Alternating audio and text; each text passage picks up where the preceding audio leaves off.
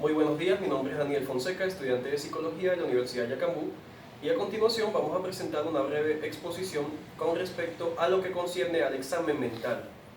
El examen mental, tenemos que el propósito del examen mental es evaluar, en primer lugar, valorar en un momento específico cuál es el estado que tiene cada una de las funciones mentales de un individuo, en primer lugar. Y en segundo lugar, identificar cada uno de los síntomas psicopatológicos para dar el mejor y el más adecuado diagnóstico en vista de la situación presente. ¿Qué es lo que vamos a evaluar cuando hacemos un examen mental? En primer lugar, vamos a evaluar las funciones básicas del cerebro de la persona. En este caso, ¿cuáles son esas funciones básicas? En primer lugar, la orientación. Tiene que ver en cómo está la persona identificada con el tiempo y espacio. En segundo lugar, la conciencia. Es la capacidad que tiene esa persona de reconocerse y poder identificar su responsabilidad. En tercer lugar, la atención. La actividad mental o de los sentidos o a un determinado estímulo o objeto mental de forma voluntaria. La memoria, que es la capacidad de recordar cada una de las cosas de forma voluntaria. El lenguaje, un sistema de símbolos, sonidos, señales, que les permite al sujeto componer y comprender mensajes por medio de los cuales se comunica con cada una de las personas. El pensamiento es la capacidad que tiene ese individuo de formar ideas, representaciones de la realidad en su mente, relacionando estas unas con otras. Sensopercepción es la posibilidad de percibir por sus sentidos la realidad que lo circuncida de él. Psicomotricidad tiene que ver con la capacidad del individuo de poder establecer la relación funcional voluntaria entre la actividad psíquica y la capacidad de movimiento o función motriz del cuerpo. Ahora, esas funciones del cerebro, como ya sabemos, están distribuidas en el hemisferio derecho y en el hemisferio izquierdo, y cada uno de los hemisferios tiene que ver con funciones distintas de nuestro cuerpo. En este caso, el hemisferio derecho, que tenemos a izquierda mía, derecha de ustedes, tenemos el control de la parte derecha, que es lo que es el sentido musical, las formas tridimensionales, el sentido del arte, la intuición y la imaginación.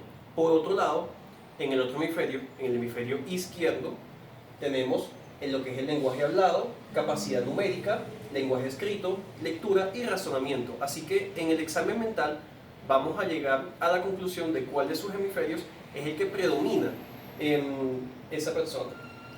¿Cómo lo vamos a evaluar? ¿Qué tipo de estrategias son aquellas que se implementan en el examen mental? Bueno, en primer lugar tenemos las estrategias cognitivas. Son aquellas que tienen que ver con el conjunto de acciones que internamente están organizadas y que el individuo utiliza para procesar información. Comprender, recordar, transformar, retener y transmitir información a nuevas situaciones. Entre estas se pueden incluir técnicas, destrezas y habilidades que la persona consciente o inconscientemente realiza para manejar, controlar o mejorar y dirigir cada uno de sus esfuerzos en el área cognitiva. Esa es la primera estrategia que utilizamos. La segunda estrategia tiene que ver con las estrategias conductuales. Así que allí tenemos, bueno, que el hecho de que la conducta humana es una manifestación de comportamiento que se realiza de manera consciente o inconsciente. Y para ello, las estrategias de la mente están direccionadas para lograr placer o displacer en la vida de esta persona, pudiendo tender tales comportamientos a las bajas pasiones como la agresividad, la violencia, la seducción desmedida, la mentira expansiva o inapropiada, u otras más adaptativas y aceptadas en el contexto cultural donde esa persona se desenvuelve. Dando un pequeño ejemplo de cuáles son estrategias tanto cognitivas como conductuales, pudiéramos mirar esta pequeña figura que tiene que ver con las estrategias cognitivas, en las cuales vamos a ver cuáles son los procesos que allí se realizan. Bueno, lo que son las cosas básicas que la persona hace para procesar la información: sumar, restar, pensar si esto o no.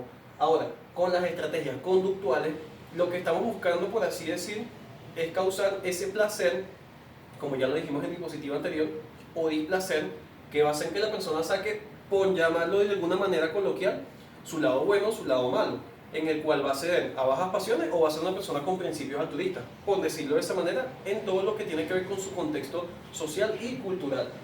Ahora, ¿qué tipo de información debemos de recolectar nosotros cuando vamos a realizar un examen mental? En primer lugar, los datos personales, completos, todos los datos de la persona. el entorno sociocultural que rodea a nuestro individuo, el genograma, la descripción del paciente, la medición de las funciones básicas del cerebro, adaptación psicosocial, capacidad de satisfacer necesidades u otros que se consideren importantes.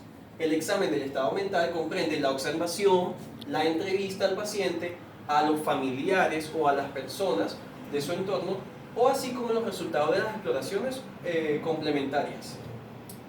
Muchas gracias por su atención.